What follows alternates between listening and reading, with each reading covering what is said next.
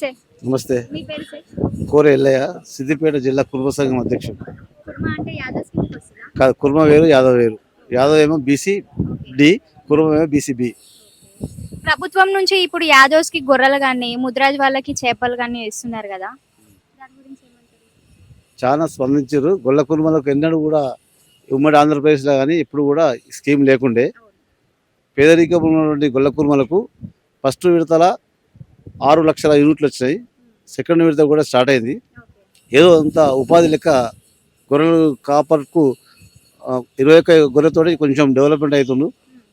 అదేవిధంగా కూడా అన్ని కుటుంబాలకు యాదవ్స్ కానీ కుర్మలు కానీ ప్రతి ఇంటింటికి ఇచ్చుడు ఒక గొప్ప విజయం కేసీఆర్ది. ఓకే, ఒకవేళ సిటీలో యాదవ్స్ ఎవరైతే ఉన్నారో విలేజ్లలో చాలా వరకు ఉండరు కదా, ఇప్పుడు ఏవైతే ఇప్పుడు గొర్రెల పంపిణీ ఉందో అవి ఎట్లా చూస్ చేసుకుంటారు? సిటీలో ఇస్తలేరు, ఓన్లీ పల్లెటూరు వాళ్ళకు అందరూ యూజ్ అయినాయి.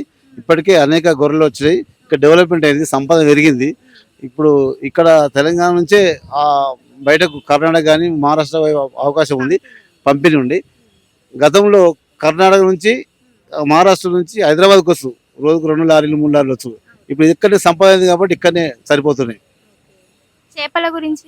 చేపలు అంటే ఇప్పుడు రంగనాయ సాగరు, మల్లెల సాగరు, కాళేశ్వరం ప్రాజెక్టు ద్వారా వచ్చినటువంటి నీళ్లను ముదిరాజులు కానీ గంగపుత్రులు కానీ ఇక్కడ పడితే అక్కడ విలేజ్లలో కూడా చెరువులని కుంటల్ని వాళ్ళకే ఇచ్చేసి వాళ్ళే డెవలప్మెంట్ చేసుకోనికి ప్రభుత్వం ఉచితంగా, అప్పుడు కాంగ్రెస్ ప్రభుత్వం ఉన్నప్పుడు డీడీలు కట్టినా కానీ చేపలు చెప్పేది.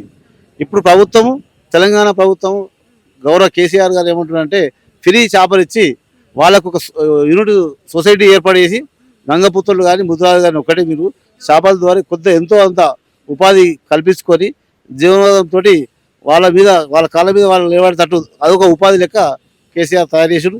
ప్రతి కాళేశ్వరం ప్రాజెక్టు నుంచి మల్లెల సార్ వచ్చే ఎన్ని కుంటలన్నా ఎన్ని చెరువులన్నా వాళ్ళకే ఇన్ఛార్జ్ ఇచ్చి వాళ్ళకు కమిటీ చేసి సొసైటీలు చేసి ఆ రకంగా కూడా డెవలప్మెంట్ అయ్యి చేపలు ఎగుమతి ఇప్పుడు గతంలో 10 ఏళ్ళ కింద 20 ఏళ్ళ కింద మనము రాజమండ్రి నుంచి వైజాగ్ నుంచి తెచ్చుకుంది చేపలు.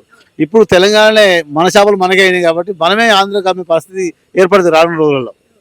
అండ్ ఇది ఇప్పుడు యాదవ్స్కి ఏదైతే గొర్రెల పంపిణీ ఉందో 30,000 దేనికి తీసుకుంటారు? ఒక యూనిట్కు గతంలో 1,25,000 ఉండే. 1,25,000 ఉంటే లబ్ధిదారులు 32,000 కట్టేది ఉండే. ఇప్పుడు ఆ యూనిట్ కాస్ట్లు రేట్లు పెరిగాయి కాబట్టి 1,75,000 యూనిట్ చేసి 46,000 చేసిండు. ఇప్పుడు అంటే లబ్ధిదారు 46,000 కడితే 75% గవర్నమెంటే పూర్తి స్థాయిలో ఇచ్చి రైతుకు బెనిఫిట్ చేసే అవకాశం ఉంది. ఇప్పుడు కేసీఆర్ ప్రభుత్వం నుంచి వచ్చే అన్ని పథకాలు ఎట్లా అనిపిస్తున్నాయి మరి?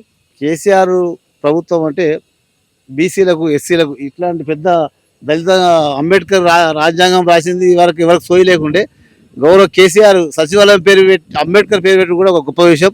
ఎందుకంటే దళితులు తెలంగాణలో చాలా మంది ఉన్నారు, వెనుకబడిన వాళ్ళు ఉన్నారు కాబట్టి అన్ని సంక్షేమం. దళిత బంధు కూడా ఒక ముఖ్యం. పేదరికంలో ఉన్నటువంటి దళితులు ఒక కుటుంబాన్ని డెవలప్మెంట్ చేయడానికి ఇది ఒక ఆసరా. దాని ద్వారా ఉద్యోగం రాకున్నా కానీ దళిత బంధు తోటి డెవలప్మెంట్ అయ్యే అవకాశం ఉంది. అదొకటి. కళ్యాణ లక్ష్మి కూడా ఎంతో మంది పేదరికాలు ₹1,00,000 2 లక్షలు లేని కుటుంబాలు ఇంకా ఉన్నాయి కాబట్టి కళ్యాణ లక్ష్మి కూడా ఉపయోగం. రైతు ఆత్మహత్య చేసుకుంటే రైతు ఏమన్నా బాయికాడ పోయి పాము కావచ్చు చేరుగారు అనుకోకుండా ₹5,00,000 ఇన్సూరెన్స్ ఆయనే ఇస్తుండు. ఇట్లాంటి పథకాలు కూడా చాలా బాగున్నాయి. తెలంగాణకి భారతదేశానికి ఆదర్శం తెలంగాణ.